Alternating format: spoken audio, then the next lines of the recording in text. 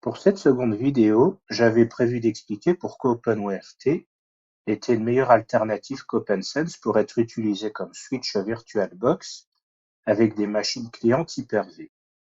Je me suis rendu compte qu'il n'y avait pas grand-chose à dire, excepté qu'OpenWRT est moins exigeant en termes d'hardware. Mon idée de base sera malgré tout reprise dans cette vidéo. Inutile de faire un long discours concernant Wonix. Si vous comprenez que le projet Tor ne se résume pas qu'à un simple navigateur, si vous comprenez ce qu'est la virtualisation et les possibilités que ça ouvre, il y a des chances pour que vous en ayez déjà entendu parler. Avant de rendre Wonix utilisable dans Hyper-V, il faut installer le switch OpenWRT dans VirtualBox. De mon côté, c'est déjà fait, j'ai déjà installé le switch. Pour plus de facilité, je vous propose de télécharger mon EVA. Le lien est dans la description. Si vous désirez compiler vous-même OpenWRT avec les drivers, la procédure et les autres informations utiles sont également disponibles dans la description. Le switch doit utiliser le même adressage IP. Donc, concernant l'interface réseau privé hôte, vous devez utiliser cette adresse IP-là et la machine invitée doit utiliser la même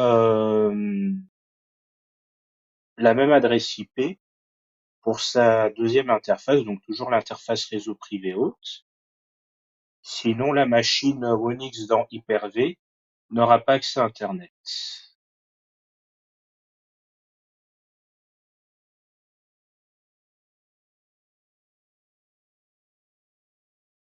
Donc, vous devez bien veiller à avoir la même adresse IP pour l'interface bridge dans la machine invitée.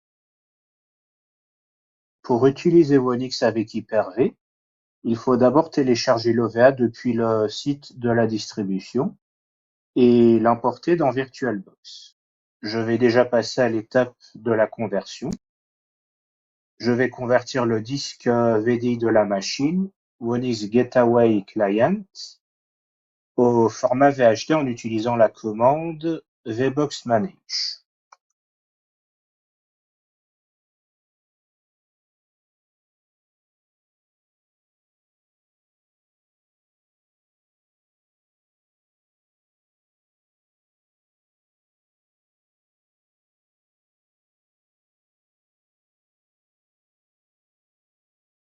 Je me souviens jamais de la syntaxe exacte. Normalement, ça doit être ça.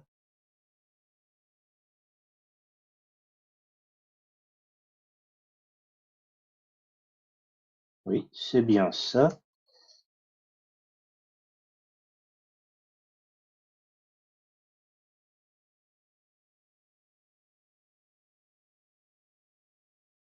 Aussi, il faut veiller à ce que les noms soient différents, sinon la commande ne fonctionne pas.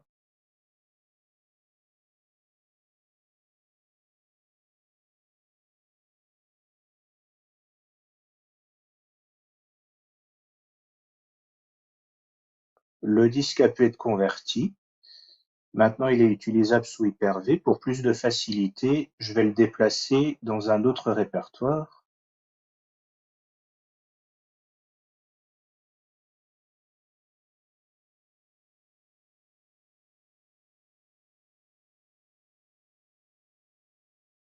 Vu le format, il faudra préciser qu'on utilise une machine de première génération.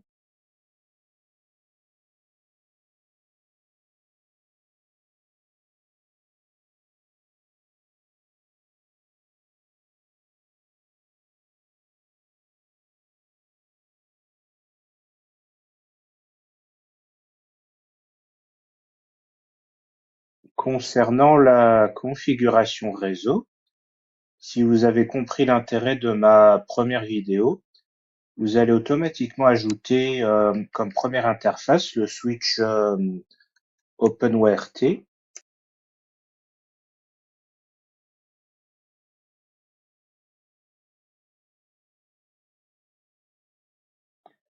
Et comme deuxième interface, il faudra ajouter un switch privé.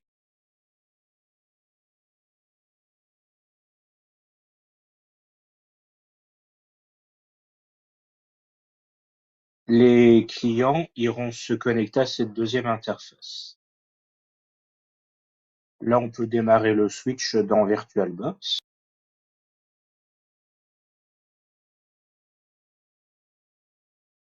Maintenant, on peut configurer complètement l'instance virtualisée.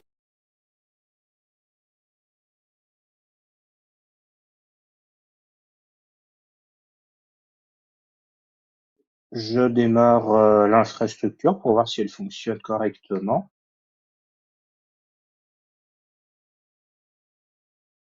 L'hardware virtualisé fonctionne.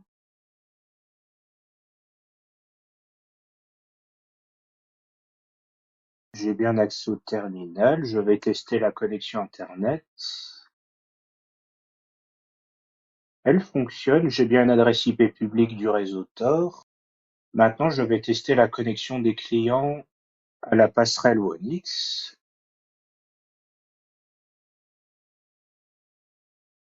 Je vais connecter ma machine virtualisée Windows. Je lui demande d'utiliser le switch privé.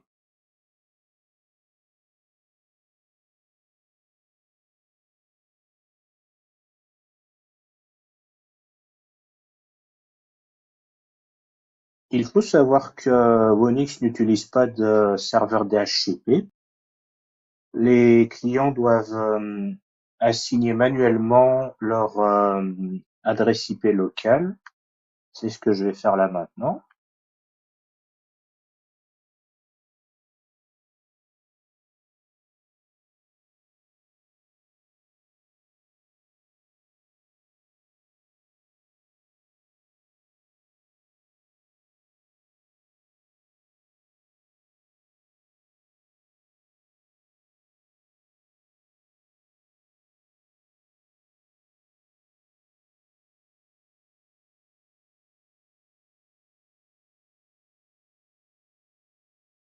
On peut voir que la machine a bien accès au réseau.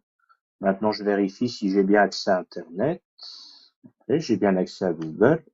Là, je regarde quelle adresse IP je suis en train d'utiliser. On peut voir que le trafic Internet est bien routé vers le réseau Tor. Je vais vérifier ça en détail.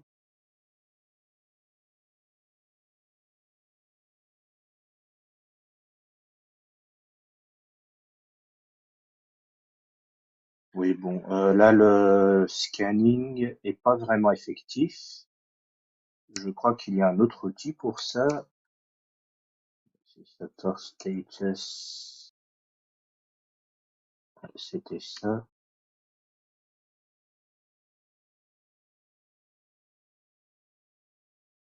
Voilà, donc là, ça dit clairement que je suis bien sur le réseau Tor. Mais pour une raison qui m'échappe, sur Firefox avec un système d'exploitation Windows, les domaines en oignon ne se résolvent pas, même avec les options appropriées.